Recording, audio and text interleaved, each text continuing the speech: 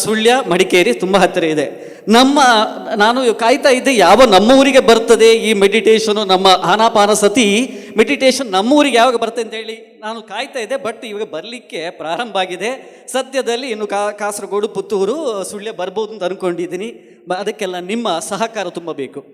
ಯಾಕೆ ಬರಬೇಕು? ಎರಡನೇ ಕ್ವಶನ್, ಯಾಕೆ ಬರಬೇಕು? ಯಾಕಂದರೆ ನಾವೆಲ್ಲ ಬಹಳ ಸಂತೋಷವಾಗಿದ್ದೀವಿ, ಎಲ್ಲರೂ ಸಂತೋಷವಾಗಿರಲಿ ಅಂತ.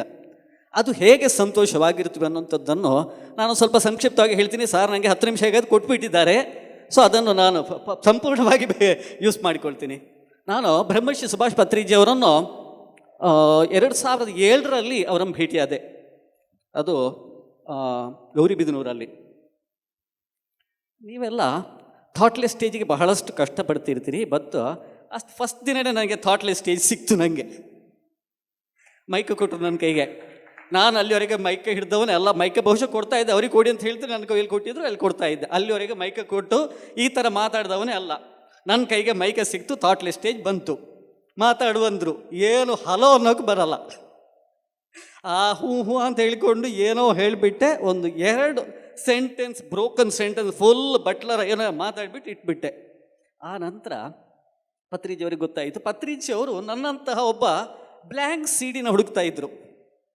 ನಮ್ಮ ಈ ಸಂಗೀತದ ಒಂದು ಮ್ಯಾರಥನನ್ನು ನಡೆಸಲಿಕ್ಕೆ ಅವರಿಗೆ ತುಂಬ ವಿದ್ವಾಂಸರು ಬೇಕಾಗಿರಲಿಲ್ಲ, ನನ್ನಂಥ ಪೆದ್ದನೇ ಬೇಕಾಗಿತ್ತು ಅವರಿಗೆ. ನಾನು ಸಂಗೀತದಲ್ಲಿ ಒಂದಷ್ಟು ಯಾವುದು ಬೇಸಿಕನ್ನು ಕಲ್ತ್ಕೊಂಡಿದ್ದೆ. ಆದರೆ ನಾನು ಯಾವಾಗಲೂ ನಾನೊಬ್ಬ ಪಂಡಿತ ಅಂತ ಅಂದ್ಕೊಂಡಿರಲಿಲ್ಲ. ಬಟ್ ಪತ್ರಿಜಿಯವರಂಥ ಒಬ್ಬ ವ್ಯಕ್ತಿಗೆ ಅವರ ಅವಶ್ಯಕತೆ ಇತ್ತು. ಅಲ್ಲಿಂದ ಪತ್ರಿಜಿಯವರ ಜೊತೆ ನನ್ನ ಪ್ರಯಾಣ ಸ್ಟಾರ್ಟ್ ಆಯಿತು. ಮೊದಲ ಎಲ್ಲ ಒಬ್ಬ ಸಂಗೀತದವನು ಏನಿರ್ತಾನೆ ಅಂದರೆ, ಇವಾಗ ನಾವು ಒಂದು ಸಾಂಗ್ ನುಡಿಸಿದ ತಕ್ಷಣ ಯಾವುದೋ ಒಂದು ಪದ್ಯ ಒಂದು ಹಾಡ್ತೀವಿ, ಕ್ಲ್ಯಾಪ್ ಎಕ್ಸ್ಪೆಕ್ಟ್ ಮಾಡ್ತೀವಿ.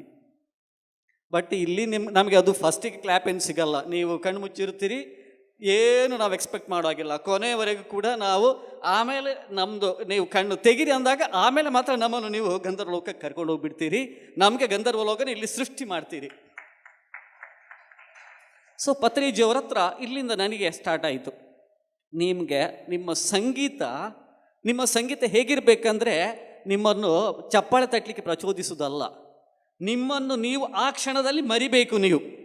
ನೀವು ಎಲ್ಲಿದ್ದೀರಿ, ಯಾರೋ ನಿಮ್ಮ ಹೆಸರನ್ನೇ ಮರೆತುಬಿಟ್ಟು ಆ ಥಾಟ್ಲೆಸ್ ಸ್ಟೇಜಿಗೆ ಹೋಗಬೇಕು. ಅದು ಹೇಗೆ ಸಾಧ್ಯ? ಇಸ್ಥೆಟಿಕ್ಸ್ ಅಂತೀವಲ್ಲ ನಾವು, ಆ ದೈವಿಕ ಶಕ್ತಿ ಇದೆಯಲ್ಲ ಸಂಗೀತದ್ದು, ಅದನ್ನು ನೀವು ಕಲಿಬೇಕು. ಸಂಗೀತ ಬರೀ ಕ್ಲ್ಯಾಪ್ ಹೊಡಿಲಿಕ್ಕೆ ಇರುವಂಥದ್ದಲ್ಲ, ಮನೋರಂಜನೆ ಮಾಧ್ಯಮ ಅಲ್ಲ, ಅದು ಒಂದು ದೈವಿಕವಾದಂಥ ಒಂದು ಮಾಧ್ಯಮ ಅನ್ನುವಂಥದ್ದನ್ನು ನನಗೆ ಸುದೀರ್ಘವಾದಂಥ 10 ವರ್ಷಗಳು ನನಗೆ ಹೇಳಿಕೊಟ್ರು. ಅದೇನು ಅಂತ ಹೇಳ್ಕೊಂಡು ಹೇಳ್ತೀನಿ. ಈಗ ನಮಗೆ ನೀವು ಯಾಕೆ ಇಲ್ಲಿ ಸಂಗೀತನೇ ಬೇಕು, ನಿಮಗೆ ಧ್ಯಾನಕ್ಕೆ ಯಾಕೆ ಸಂಗೀತನೇ ಬೇಕು? ಯಾಕಂದರೆ ರಾಜಕುಮಾರ್ ಹೇಳ್ತಾರೆ, ನಟ ಸಾರ್ವಭೌಮ ರಾಜಕುಮಾರ್ ಹೇಳ್ತಾರೆ, ನಾದಮಯ ಈ ಲೋಕವೆಲ್ಲ ನಾದಮಯ ಅಂತ ಹೇಳ್ತಾರೆ. ನಾದಮಯ ಈ ಲೋಕವೆಲ್ಲ ನಾದಮಯ ಅಂತ ಹೇಳಿಕೊಂಡು ಬಹಳ ಸಿಂಪಲ್ ಆಗಿ ಹೇಳ್ತಾರೆ. ಅದನ್ನು ನಮ್ಮ ಸಂಗೀತ ರತ್ನಾಕರದಲ್ಲಿ ಹೇಳ್ತಾರೆ. ಸಂಗೀತ ರತ್ನಾಕರ ಅಂದರೆ ಸಂಗೀತಕ್ಕೊಂದು ಬಹಳ ದೊಡ್ಡ ಆಗರ ಗ್ರಂಥ ಅದು. ಅದರಲ್ಲಿ ಹೇಳ್ತಾನೆ, ನಾದಾತ್ಮಕಂ ಇದಂ ಜಗತ್ ಅಂತ. ಎಲ್ಲ ಸೃಷ್ಟಿಯ ಮೂಲ ಅಂದರೆ ನಾದ ಅಂತ ಹೇಳ್ತೀರಿ.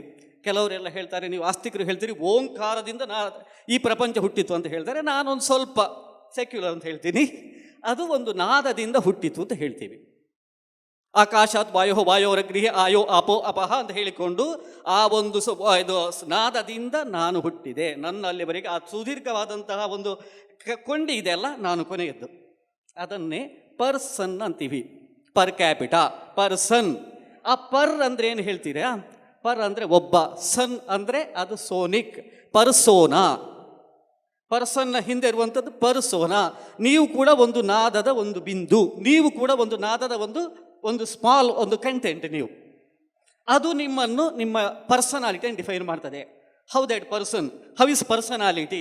ಆ ಪರ್ಸನಾಲಿಟಿಯನ್ನು ಡಿಫೈನ್ ಮಾಡುವಂಥದ್ದು ಆ ನಾದ. ಅದೇ ನಿಮ್ಮ ಅನಾಹತ ನಾದ. ಆ ಅನಾಹತ ನಾದದ ನಮ್ಮ ಜೀವನ ಪರ್ಯಂತ ನಮ್ಮ ಒಂದು ಈ ನಮ್ಮ ಶೋಧನೆ ಇರತ್ತಲ್ಲ, ನಿಮ್ಮ ಅನಾಹತನಾದ ಆಗಿರುತ್ತೆ. ಅದು ನಿಮ್ಮ ಪರ್ಸನಾಲಿಟಿಯನ್ನು ಡೆವಲಪ್ ಮಾಡ್ತದೆ. ಸೊ ನೀವೊಬ್ಬ ಒಬ್ಬ ಶಬ್ದದ ಒಂದು ರೂಪ ಆಗಿರೋದ್ರಿಂದ ನಿಮಗೆ ಇನ್ನೊಂದು ಶಬ್ದದ ಜೊತೆ ಕೂತ್ಕೊಂಡಾಗ ನಿಮಗೆ ಥಾಟ್ಲೆಸ್ ಸ್ಟೇಜ್ ಬರುತ್ತೆ. ಒಬ್ಬ ಮನುಷ್ಯನ ಜೊತೆ ನಾವು ಯಾವಾಗಲೂ ಒಂದು ಸ್ನೇಹ ಬೆಳೆಸ್ಬೋದು. ನಾವೊಂದು ಬೇರೆ ಒಂದು ಪ್ರಾಣಿಗಳ ಹತ್ರ ಸಾಮಾನ್ಯವಾಗಿ ಮಾಡಲಿಕ್ಕಾಗಲ್ಲ. ಅದಕ್ಕೋಸ್ಕರ ನಾದನೇ ಬೇಕು. ಅದನ್ನು ಹಠಯೋಗ ಪ್ರದೀಪಕದಲ್ಲಿ ಹೇಳ್ತಾರೆ ನಾದಾನುಸಂಧಾನ ಅಂತ ಹೇಳಿಕೊಂಡು. ನಾದಾನುಸಂಧಾನ ಅಂದರೆ ನಾದದ ಜೊತೆ ಹೋಗಿಕೊಂಡು ನಿಮ್ಮನ್ನು ನೀವು ಮರೆಯುವಂಥದ್ದು. ಅದು ಹೇಗೆ ಆಗತ್ತೆ ಅಂದರೆ, ಇಲ್ಲಿ ಒಂದು ನಿಮಗೆ ಗೊತ್ತಿದ್ದುಕೊಂಡು ಒಂಥರ ನಿಮಗೆ ಎಫೆಕ್ಟ್ ಆಗತ್ತೆ, ಅದು ಸಂಗೀತನ ಆಲಿಸ್ಕೊಂಡು. ಇನ್ನೊಂದು ಗೊತ್ತಿಲ್ಲದೆ. ಈಗ ಗೊತ್ತಿದ್ದುಕೊಂಡು ಹೇಗೆ ಅಂತ ಹೇಳ್ತೀನಿ ನೋಡಿ. ನಾವು ನುಡಿಸಿರೋದನ್ನು ನೀವು ಬಹುಶಃ ಗಮನಿಸಬಹುದು. ಕೆಲವು ಹೆಚ್ಚಿನವರು ನಾನು ತಲೆ ಅಲ್ಲಾಡಿಸೋದು ನೋಡ್ತಾ ಇದ್ದೆ. ಅಲ್ಲಿ ನಾವು ಫಸ್ಟಿಗೆ ವಾತಾಪಿ ಗಣಪತಿ ನುಡಿಸಿದ್ವಿ. ತುಂಬ ಜನ ವಾತಾಪಿ ಗಣಪತಿಯ ಕೇಳಿರ್ತೀರಿ, ಅದನ್ನು ಸಂತೋಷಪಟ್ರಿ. ಅದಕ್ಕಿಂತ ಹಿಂದೆ ಒಂದು ಆಲಾಪನೆ ನುಡಿಸಿದೆ. ಅದರಲ್ಲಿ ಸಾ ರಿ ಗ ಮ ಪ ಧ ನಿ ಅನ್ನುವಂಥ 7 ನೋಟ್ಗಳು, ಸಪ್ತಸ್ವರಗಳು. ಈ ಸಪ್ತಸ್ವರಗಳಿಗೆ ಮತ್ತು ನಮ್ಮ ದೇಹಕ್ಕೆ ಏನು ಅಂದರೆ, ನಮ್ಮಲ್ಲಿರುವಂತಹ 7 ಚಕ್ರಗಳು ಈ ಸಪ್ತಸ್ವರಗಳು. ಸೊ ನೀವು ಸಾನ ನಾವು ಷಡ್ಜದ ಅದರ ಮೂಲಕ ನಾವು ಆಲಾಪನೆ ಮಾಡುವಾಗ ನಿಮ್ಮ ಮೂಲಾಧಾರ ಚಕ್ರ ಆಕ್ಟಿವೇಟ್ ಆಗುತ್ತೆ.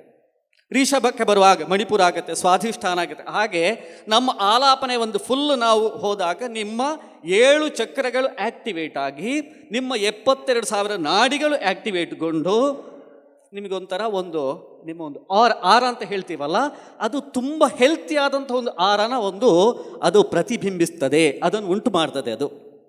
ಇದು ಒಂಥರ. ಆದರೆ ಇನ್ನೊಂದು, ನಿಮ್ಮ ಒಬ್ಬ ಮನುಷ್ಯನ ಪ್ರತಿಯೊಂದು ಅಂಗಗಳಿಗೆ ಕೂಡ ಒಂದೊಂದು ವೈಬ್ರೇಷನ್ ಇರುತ್ತೆ. ಅದು ಎಲ್ಲನೂ ಕೂಡ ಒಂದು ಶಬ್ದದ ಕಾಂಪೊನೆಂಟ್ಗಳು. ಎಲ್ಲ ಆರ್ಗನ್ಗಳು ಕೂಡ, ಎಲ್ಲ ಅಂಗಾಂಶಗಳು ಕೂಡ ಅದರದ್ದೇ ಆದಂಥ ಒಂದು ನ್ಯಾಚುರಲ್ ಫ್ರೀಕ್ವೆನ್ಸಿಯಲ್ಲಿ ಅದು ವೈಬ್ರೇಟ್ ಆಗಿರ್ತದೆ. ಅದು ಆ ನ್ಯಾಚುರಲ್ ಫ್ರೀಕ್ವೆನ್ಸಿಯಲ್ಲಿ ವೈಬ್ರೇಟ್ ಆದರೆ ಮಾತ್ರ ನೀವು ಅದನ್ನು ಹೆಲ್ತಿ ಕಂಡೀಷನ್ ಅಂತೀರಿ. ಹಾಗಂದ್ರೆ ಏನು ಡಿಸೀಸ್ ಅಂದರೆ ರಿಟಾರ್ಡೇಷನ್. ಇವಾಗ ನೀವು ಅದು 72 ಹರ್ಟ್ಸಲ್ಲಿ ಅದು ವೈಬ್ರೇಟ್ ಆಗಬೇಕು. 65, 60, 70 ಅಂತ ಹೇಳ್ಕೊಂಡು 0ದವರೆಗೆ ಹೋಗ್ತಿರಲ್ಲ, ಅದು ಡಿಸೀಸ್. ಯಾವಾಗ 0 ಬಂತ ಡೆಡ್. ಸೊ ಸಂಗೀತ ಏನು ಮಾಡ್ತದೆ, ಸಂಗೀತದ ಮುಂದೆ ನೀವು ಕೂತ್ಕೊಂಡಾಗ ಆ ಒಂದು ಫ್ರೀಕ್ವೆನ್ಸಿನ ಅದು ಇಂಡ್ಯೂಸ್ ಮಾಡ್ತದೆ. ಅದರ ಆ್ಯಂಬಿಯನ್ಸಲ್ಲಿ ಆ ಒಂದು ಕಂಪನನ ಅದು ಸೃಷ್ಟಿಸ್ತದೆ. ಆ ಆ್ಯಂಬಿಯನ್ಸಲ್ಲಿ ನೀವು ಕೂತ್ಕೊಂಡಾಗ ಅದರ ಸ್ಲೋ ಆಗಿ ನಿಮ್ಮ ಆರ್ಗನ್ನ ವೈಬ್ರೇಷನ್ಗಳು ಮೇಲೆ ಹೋಗ್ತಾ ಇರುತ್ತೆ, ಎಕ್ಸಲರೇಟ್ ಆಗುತ್ತೆ. ಅದರ ಒಂದು ಹೆಲ್ತಿ ಕಂಡೀಷನ್ಗೆ ಬಂದಾಗ ಅದು ನಿಲ್ತದೆ. ಆವಾಗ ನೀವು ಆ ಎಕ್ಸ್ಟಸಿಯನ್ನು ನೀವು ಅಟೈನ್ ಆಗ್ತೀರಿ. ಇದಕ್ಕೋಸ್ಕರ ನನಗೆ ಪತ್ರಿಜಿಯವರ ಜೊತೆ ಒಂದು 10 ವರ್ಷಗಳ ಒಡನಾಟ ಬೇಕಾಯಿತು. ಮೊದಲಿಗೆ ಹೇಳ್ತಾ ಇದ್ರಾಯಿತು, ನೀನು ತುಂಬ ಸ್ಲೋ ನುಡಿಸು, ಷಡ್ಜದ ಮೂಲಕ ನುಡಿಸು, ರಿಷಭದ ಮುಂದೆ ಹಿಂದೆ ನುಡಿಸು ಅಂತ ಹೇಳ್ತಾ ಇದ್ರಾಯಿತು. ಫಸ್ಟಿಗೆ ನನಗೆ ಅಷ್ಟು ಅರ್ಥ ಆಗಲಿಲ್ಲ. ಆಮೇಲೆ ಏನು ಇಸ್ಥೆಟಿಕ್ಸ್ ಅಂತ ಅವರು ಕೆಲವು ಸಲ ಹೇಳುವಾಗ ನನಗೆ ಅರ್ಥ ಆಗ್ಲಿಕ್ಕೆ ಸ್ಟಾರ್ಟ್ ಆಯಿತು. ನಾವು ಹೆಚ್ಚಾಗಿ ಈ ಪರ್ಮಿಟೇಷನ್ ಕಾಂಬಿನೇಷನ್ಸ್ ಮಾಡ್ತಾ ಇರ್ತೀವಿ, ಹಾಗೆ ಹೀಗೆ ಅಂತ ಹೇಳಿಕೊಂಡು ಏನೋ ಒಟ್ಟಿನಲ್ಲಿ ನಮಗೆ ಮನೋರಂಜನೆಯೇ ಮೇಯ್ನ್ ಆಗಿರುತ್ತೆ. ಆದರೆ ನಾವು ಈ ಮೆಡಿಟೇಷನ್ ಮ್ಯೂಸಿಕ್ ಅಂತ ಹೇಳ್ತೀವಲ್ಲ, ನಮ್ಮ ಧ್ಯಾನ ಮಹಾಚಕ್ರದಲ್ಲಿ 10 ದಿವಸಗಳು ನಾವು 10 ಥರದ ವಿಭಿನ್ನವಾದಂಥ ರಾಗಗಳ ವಿಭಿನ್ನವಾದಂತಹ ಒಂದು ಪ್ರದರ್ಶನವನ್ನು ನಾವು ಟ್ರೈ ಮಾಡಿದ್ವಿ. ಅಂದರೆ ಇದು ಒಬ್ಬ ಹೆಲ್ತಿ ಇರುವ ಮನುಷ್ಯನಿಗೆ. ಈ ಥರ ನಿಮಗೆ ಕೆಲವು ಡಿಸೀಸ್ಗಳಿರುವಂಥವರಿಗೆ ಹೇಗೆ ಸಂಗೀತದ ಒಂಥರ ನಾದ ಥೆರಾಪಿ, ಮ್ಯೂಸಿಕ್ ಥೆರಾಪಿ ಕೊಡ್ತದೆ ಅನ್ನೋಂಥದ್ದಕ್ಕೆ ನಮಗೆ ಒಂದು ಒಳ್ಳೆಯ ಉದಾಹರಣೆ ಏನಂದರೆ, ನೀವು ನಮ್ಮ ಪತ್ರಿಜಿಯವರು ಕೊನೆಯ project pyramid music meditation academy ಅಂತ ಹೇಳಿಕೊಂಡು ಅದಕ್ಕೆ ನನ್ನನ್ನು ಒಬ್ಬ ಹೆಡ್ಡಾಗಿ ಮಾಡಿದರು. ಅಲ್ಲಿ ಈ ಪಿರಮಿಡ್ ಮ್ಯೂಸಿಕ್ ಮೆಡಿಟೇಷನ್ ಅಕಾಡೆಮಿ ಅನ್ನುವಂಥದ್ದು ಈ ಥರದ ಒಂದು ಜ್ಞಾನನ ಪಸರಿಸುವಂಥದ್ದು. ಇದಕ್ಕೋಸ್ಕರ ನಾವು ಎಲ್ಲ ಕಡೆನೂ ಕೂಡ ಯಾವುದೇ ಮ್ಯೂಸಿಕ್ ಮೆಡಿಟೇಷನ್ಗಳಿದ್ದರೆ ನಾವು ಹೋಗ್ಬಿಟ್ಟು ಮ್ಯೂಸಿಕ್ ಮೆಡಿಟೇಷನ್ ಮಾಡ್ತೀವಿ. ಆದರೆ ಒಂದು ಪಿರಮಿಡ್ ಮ್ಯೂಸಿಕ್ ಮೆಡಿಟೇಷನ್ ಫೆಸ್ಟಿವಲ್ ಅಂತ ಹೇಳಿಕೊಂಡು ನವೆಂಬರಲ್ಲಿ ಮಾಡ್ತೀವಿ. ಅದು 3 ದಿವಸ ಅತ್ಯದ್ಭುತವಾದಂತಹ ಒಂದು ಕಾರ್ಯಕ್ರಮ. ಆ ಥರದ ಕಾರ್ಯಕ್ರಮ ನಾವು ಅದು ಒಂದೇ, ಅದಕ್ಕೆ ನಾನು ಸಾಟಿ ಆಗೋಕ್ಕೆ ಬೇರೆ ಯಾವುದನ್ನು ನಾನು ಕಂಪೇರ್ ಮಾಡಲಿಕ್ಕೆ ಇಷ್ಟಪಡೋದಿಲ್ಲ. ಯಾಕೆಂದರೆ ಪ್ರತಿದಿನ ನಿಮಗೆ 10 ಗಂಟೆ ಆ ಥರ 4 ದಿವಸ 30 ರಿಂದ 40 ಗಂಟೆ ಅಖಂಡ ಧ್ಯಾನ ಮಾಡಬಹುದು. ಆ ಥರ ನೀವೇನಾದರೂ ನೀವು ಮೆಡಿಟೇಷನ್ ಮಾಡಿದಂದರೆ ನಿಮ್ಮ ಯಾವುದೇ ಕ್ರೋನಿಕ್ ಡಿಸೀಸ್ಗಳಲ್ಲಿ ನೀವು ಎಲ್ಲಿಗೂ ಯಾವುದೇ ಸೂಪರ್ ಹಾಸ್ಪಿಟಲ್ಗೆ ಹೋಗುವಂಥ ಅವಶ್ಯಕತೆ ಇರುವುದಿಲ್ಲ. ನೀವು ಅಲ್ಲಿ 4 ದಿನ ಕೂತ್ರಿ ಅಂದರೆ ನಿಮಗೆ ಯಾವುದೇ ರೋಗಗಳು ಬಹಳ ಸುಲಭವಾಗಿ ನೀವು ಅದನ್ನು ಪರಿಹರಿಸ್ಬೋದು ಅಂತ ಹೇಳಿಕೊಂಡು ನಾನು ಬಹಳ ಧೈರ್ಯವಾಗಿ ಹೇಳಲಿಕ್ಕೆ ಇಷ್ಟಪಡ್ತೀನಿ. ಯಾಕಂದರೆ ಈ ಸಲ ನಾವು 3 ದಿವಸ ಮಾಡಿದ್ವಿ. ಕಳೆದ ಸಲ ನಾವು ಬಹಳ ಜನ ಕಡಿಮೆ ಬಂದಿತ್ತು.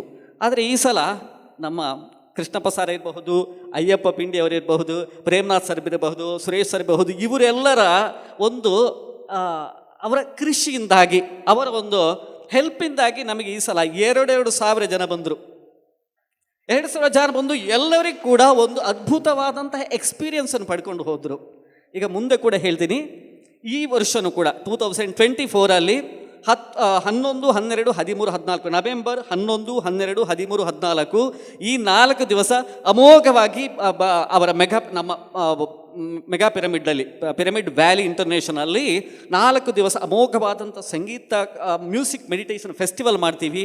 ಅದರ ವಿಶೇಷತೆ ಏನಂದರೆ ನಿಮಗೆ ಪ್ರಪಂಚದ ಅತೀ ಮೇರು ಸಂಗೀತಗಾರರು ಬಂದುಬಿಟ್ಟು ಅಲ್ಲಿ ನಿಮಗೋಸ್ಕರ, ನಿಮಗೆ ಮೆಡಿಟೇಷನ್ಗೋಸ್ಕರ ಅವರು ನಿಮಗೆ ಸಂಗೀತ ಕೊಡ್ತಾರೆ. ಆಮೇಲೆ ಅವರು ಕೂಡ ನಿಮ್ಮ ಜೊತೆ ಮೆಡಿಟೇಷನ್ ಮಾಡಿಬಿಟ್ಟು ಹೋಗ್ತಾರೆ. ಅಂತಹ ಒಂದು ಗಂಧರ್ವ ಲೋಕಕ್ಕೆ ಬಂದುಬಿಟ್ಟು ನೀವೆಲ್ಲ ಯಾಕೆ ಬಂದುಬಿಟ್ಟು ನಮ್ಮ ಜೊತೆ ಭಾಗಿಯಾಗಬಾರ್ದು? ಒಂದು ಸಲ ಮನಸ್ಸು ಮಾಡಿ ಬನ್ನಿ. ಈ ಥರ ಈ ಒಂದು ಪಿರಮಿಡ್ ಸೊಸೈಟಿ ಅನ್ನೋಂಥದ್ದು ಇದೆಯಲ್ಲ, ಇದು ನಿಮಗೆ ಒಂದು ಪ್ಯಾರಡೈಮ್ ಶಿಫ್ಟ್ ಅಂತೀನಿ ನಾನು. ಒಬ್ಬ ಮನುಷ್ಯನಿಗೆ ಇದು ಆರ್ಟ್ ಆಫ್ ಲಿವಿಂಗ್ ನನಗೆ. ಆದರೆ ನಿಮಗೆ ಅಂದರೆ ಇದು ಒಬ್ಬ ಇಂಡಿವಿಜುವಲ್ ಅಲ್ಲ. ಇದು ನೀವು ಯಾವಾಗ ಕೃಷ್ಣ ಸರ್ ಇದನ್ನು ಎಸ್ಟಾಬ್ಲಿಷ್ ಮಾಡಿದ್ರೋ, ನಿಮಗೆ ವರ್ಲ್ಡಿನ ಎಲ್ಲ ಮೆಡಿಟೇಟರ್ಗಳು ಕೂಡ ಒಂದು ಮಾತಾಡುವಂತಹ ಒಂದು ಇದು ಸಿಗತ್ತೆ. ನಿಮ್ಮದು ಯಾವುದೇ ಒಂದು ಕಷ್ಟದಲ್ಲಿ ಇವರೆಲ್ಲ ನಿಮ್ಮ ಮನೆಯವರ ಥರ ಬಂದುಬಿಟ್ಟು ನಿಮಗೆ ನಿಲ್ತಾರೆ. ಸೊ ಇಂತಹ ಒಂದು ದೊಡ್ಡ ಒಂದು ಫ್ಯಾಮಿಲಿಗೆ ನೀವು ಆ್ಯಡ್ ಆಗಿದ್ದೀರಿ. ನನಗೆ ಬಹಳ ಸಂತೋಷ ಆಗ್ತಿದೆ. ನಿಮಗೆಲ್ಲರಿಗೂ ಆಹ್ವಾನ. Thank you. PMC Kannada channel ಅನ್ನು ಲೈಕ್ ಮಾಡಿ, ಶೇರ್ ಮಾಡಿ, ಸಬ್ಸ್ಕ್ರೈಬ್ ಮಾಡಿ ಮತ್ತು ಮಾಡಿಸಿ. ಎಲ್ಲರಿಗೂ ಧನ್ಯವಾದಗಳು.